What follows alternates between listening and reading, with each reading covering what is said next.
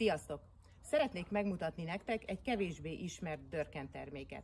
Ez a D-Plan L állványkonyva, mely egy hálóerősített, fényáteresztő, kiváló szakító szilárdságú, homlokzati állványokhoz használható fólia. Alkalmazásával lehetővé válik az állványzat fűtése, így könnyítve meg a hidegebb időben történő munkavégzést. Mechanikai védelemként az év bármely szakában nagy segítséget nyújthat. Kétféle méretben gyártjuk, 2 méter 70 centi és 3 méter 20 centi szélességben, igazodva a standard állványkiosztási méretekhez. Az anyagon 4 helyen található erősítőszegély és körülbelül 10 cm-enként rögzítési pontok. Robusztus anyagának és UV-stabilitásának köszönhetően ez a termék többször felhasználható.